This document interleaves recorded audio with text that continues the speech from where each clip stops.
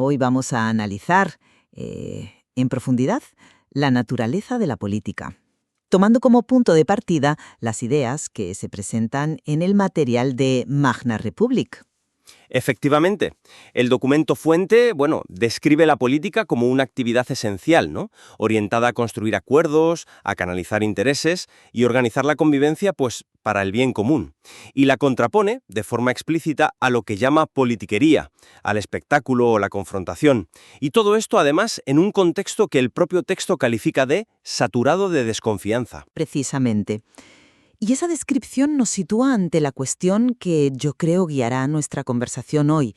A ver, ¿es la política, en su núcleo fundamental, esa fuerza constructiva orientada al bien común que el texto parece postular? ¿O, por el contrario, las dinámicas inherentes a la lucha por el poder, que el propio texto reconoce al hablar de cómo se distribuye, la empujan casi inevitablemente hacia el conflicto, el espectáculo, la defensa de intereses particulares, haciendo que ese ideal sea más bien una aspiración que una realidad, digamos, tangible? Una pregunta fundamental, sí. Mi perspectiva, se inclina más hacia la segunda opción. Argumentaré que, aunque el ideal de política constructiva es valioso y necesario como horizonte, claro, las propias tensiones que el texto admite, esa desconfianza generalizada, la necesidad constante de diferenciarse de sus caricaturas, sugieren que el conflicto y el espectáculo no son meras desviaciones accidentales, sino elementos, yo diría, profundamente arraigados en la práctica política real. Quizás de forma más estructural de lo que el texto nos deja ver. Pues yo defenderé la visión que creo que se desprende con más fuerza del texto, que la política, comprendida en su esencia como ese arte de construir acuerdos y buscar el bien común, es no solo necesaria, sino también una posibilidad real y alcanzable. Sostendré que los fenómenos negativos, como la politiquería o la desconfianza, surgen, tal como indica el texto, cuando se pervierte su propósito o cuando la ciudadanía se desentiende, y que, con la participación adecuada y las herramientas correctas, formación, ética, estrategia, la política puede y debe cumplir esa función transformadora. Mi argumento central se ancla en la definición que el propio material nos ofrece. Describe la política en su esencia de forma, yo diría, inequívocamente positiva. El arte de construir acuerdos, de canalizar intereses legítimos y de organizar la convivencia en función del bien común. No es una definición trivial, sino que la sitúa como la arquitecta de nuestro futuro colectivo, especificando que define cómo se distribuye el poder, cómo se toman decisiones públicas y cómo se construye el futuro. Se presenta, de hecho, como una potente herramienta de transformación social. Entiendo perfectamente esa lectura y el valor que se le da a esa definición.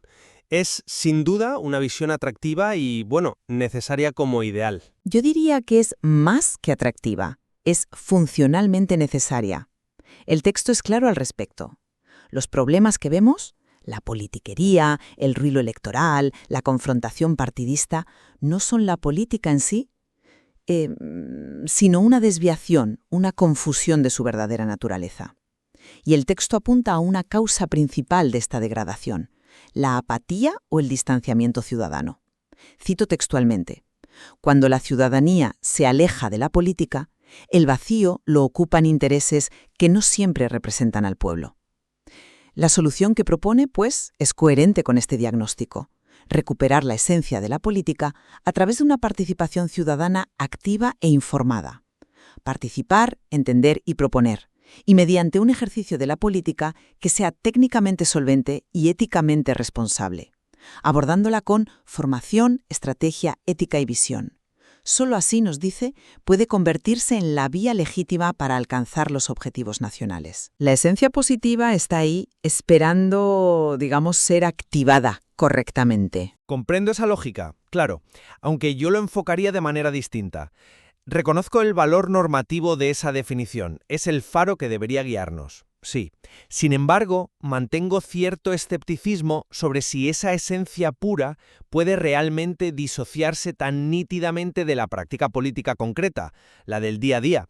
El hecho de que el propio texto parta de un contexto saturado de desconfianza y sienta la necesidad recurrente, casi obsesiva, de marcar distancias con el espectáculo, la confrontación y la politiquería, me parece muy sintomático. A ver, no está admitiendo implícitamente que estos elementos negativos son compañeros de viaje habituales, quizás incluso consustanciales a la actividad política. La insistencia en diferenciarse sugiere que la confusión entre la política ideal y su versión degradada no es una simple anécdota, sino una tendencia estructural, yo creo, muy poderosa. Además, la afirmación de que la política define cómo se distribuye el poder, pues apunta directamente al corazón del asunto. La gestión del poder es por naturaleza un ámbito de tensión y conflicto de intereses. ¿Cómo puede una actividad centrada en la distribución de un recurso tan escaso y deseado como el poder evitar generar conflicto? Ya, pero que exista tensión o lucha por el poder no implica necesariamente que ésta deba ser destructiva o contraria al bien común. La política, bien entendida y practicada dentro de un marco de reglas claras y con un propósito colectivo, puede canalizar esa tensión de manera productiva. Es precisamente el arte de construir acuerdos a pesar de los intereses divergentes. Admito que esa es la aspiración, sí, pero fíjate en la propia solución que propone el texto y que tú misma has mencionado, la necesidad explícita de herramientas éticas y técnicas, de formación, estrategia, ética y visión, para que la política funcione como se supone que debe hacerlo. Para mí, esto es una admisión implícita de que su estado natural, o al menos su tendencia más probable si se deja a su aire, sin esas herramientas y esa guía ética, es precisamente el conflicto estéril, la ineficacia o la captura por intereses particulares que el texto critica. Si requiere tantas condiciones especiales, tanto esfuerzo consciente y tanta, digamos, ortopedia ética y técnica para ser constructiva, ¿no nos está indicando eso una propensión inherente hacia lo contrario? Me pregunto si esa distinción tan tajante entre la esencia noble y la realidad conflictiva es verdaderamente sostenible fuera del plano teórico o del discurso bien intencionado. Y ¿es en muchos casos simplemente la política real despojada de sus ropajes idealistas? Volvamos entonces a esa definición fundamental que nos da el texto, porque creo que ahí está la clave. Insiste en que la política es, esencialmente, sobre el acuerdo, el bien común, la transformación social. La define como el arte de construir acuerdos, la forma de organizar la convivencia. Esta visión no es meramente descriptiva de lo que a veces ocurre, sino prescriptiva de lo que debe ser, y por tanto, el marco desde el cual debemos entenderla, practicarla y juzgarla. Las desviaciones existen, claro, son innegables, pero el texto las presenta precisamente como eso, desviaciones de un propósito central que sigue siendo válido y alcanzable. No podemos definir algo por sus caricaturas o sus fracasos, no. Entiendo la defensa de esa visión prescriptiva, pero sigo cuestionando su operatividad real, como descripción de la dinámica política dominante. Funciona bien como brújula moral, como aspiración. Estoy de acuerdo, pero la propia insistencia del texto en lanzar advertencias contra la politiquería y en reconocer un punto de partida de desconfianza me parece reveladora. Si tienes que recordar constantemente qué no es la política, es probablemente porque la práctica cotidiana tiende a confundirse con esas formas degradadas con, demasiada frecuencia. Esa tensión que observo entre el ideal normativo que se proclama y la descripción de un contexto real tan problemático, no me parece que el texto la resuelva satisfactoriamente, simplemente las contrapone. Casi inevitable dinámicas de confrontación, negociación opaca y búsqueda de ventajas particulares que se alejan estructuralmente de ese ideal de puro acuerdo transparente y bien común. Quizás el conflicto no es una desviación, sino una consecuencia lógica de la materia prima con la que trabaja la política, el poder y los intereses diversos. Reconozco la existencia de esa tensión, sería ingenuo negarla. Pero fíjate que el texto no la presenta como una fatalidad insuperable, sino que la atribuye, en gran medida, a un factor concreto, la falta de implicación ciudadana cualificada. Vuelvo a citar porque es crucial. Cuando la ciudadanía se aleja de la política, el vacío lo ocupan intereses que no siempre representan al pueblo. Es un diagnóstico claro. Y por eso la solución que propone es igualmente clara. Participar, entender y proponer no es solo un derecho, es una responsabilidad democrática. No habla de cualquier tipo de participación, sino de una participación activa, informada y propositiva. La presenta como el antídoto fundamental contra la degradación de la política, la forma de asegurar que ésta se mantenga fiel a su esencia constructiva y no sea capturada por intereses espurios o por la inercia del conflicto. La responsabilidad recae, en buena medida, en una ciudadanía activa y vigilante. Estoy completamente de acuerdo en que la participación ciudadana es crucial, y el texto acierta de pleno al subrayarlo. Es una condición necesaria, sin duda. Mi duda es si es una condición suficiente para garantizar esa política ideal que se postula.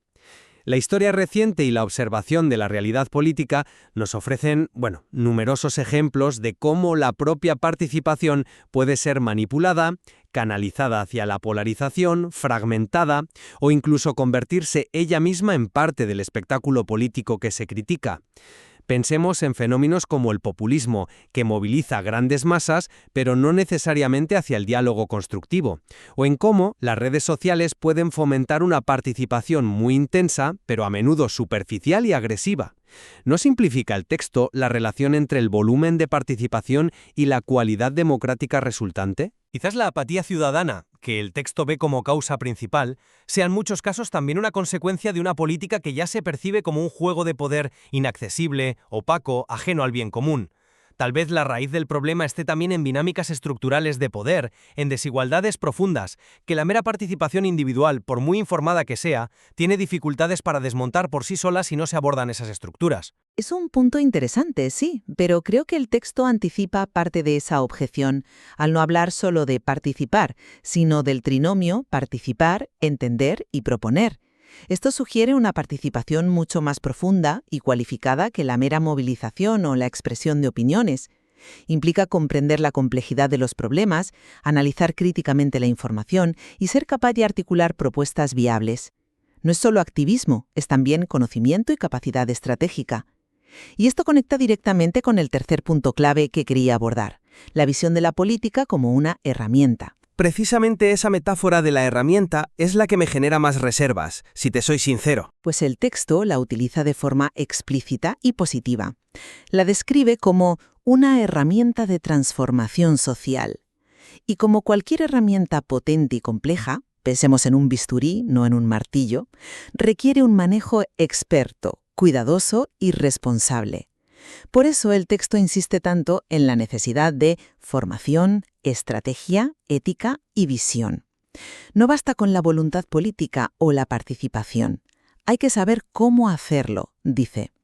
Si se utiliza correctamente, con la pericia técnica necesaria y fundamentalmente con una sólida base ética y una visión clara del bien común, la política se convierte, según esta visión, en el instrumento más idóneo y legítimo que tenemos para alcanzar ese propósito colectivo y materializar los objetivos nacionales. Es una visión que combina pragmatismo, se necesitan habilidades, con esperanza. Es posible usarla para el bien. Entiendo la intención de la metáfora, claro, pero me sigue pareciendo problemática. Una herramienta, por definición, suele considerarse algo neutro, inerte. Su valor depende exclusivamente del uso que le dé quien la maneja.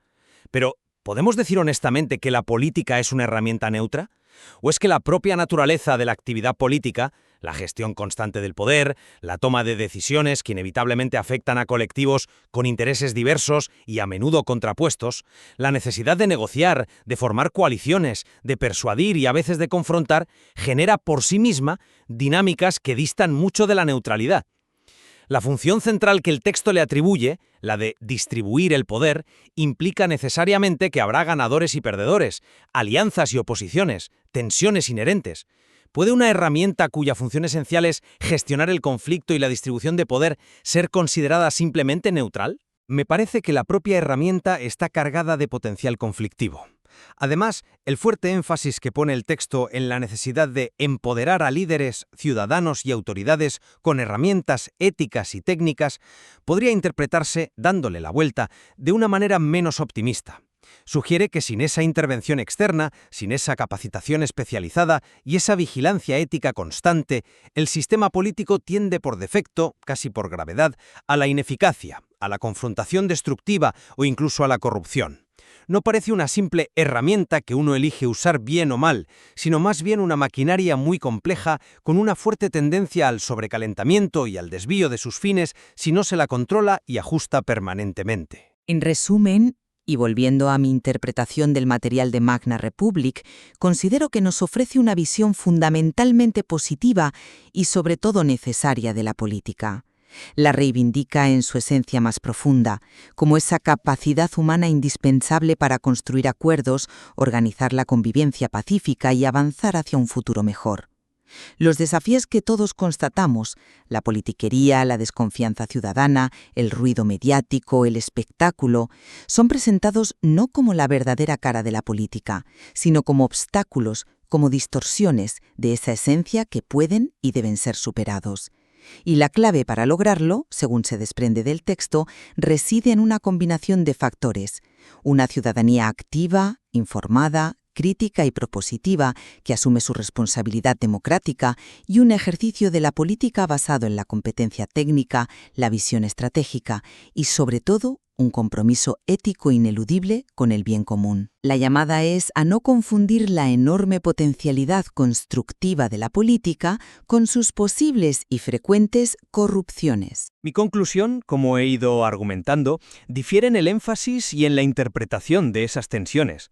Aunque reconozco plenamente y valoro el ideal de política constructiva que el texto promueve, es, sin duda, normativamente deseable y un horizonte al que aspirar, sostengo que las propias advertencias que contiene, el reconocimiento explícito de un contexto de desconfianza y la constante necesidad de diferenciarse de la politiquería, apuntan a una tensión inherente, quizás estructural e irresoluble en la práctica. La naturaleza misma de la actividad política, centrada en la distribución del poder y en la toma de decisiones colectivas en sociedades plurales y complejas, hace que el conflicto de intereses, la negociación no siempre transparente y un cierto componente de espectáculo o representación sean elementos muy difíciles de disociar por completo de la política real. Línea que separa la política en su esencia ideal de la politiquería como práctica cotidiana es, me temo, mucho más porosa, difusa y fácil de cruzar de lo que esa visión idealista sugiere.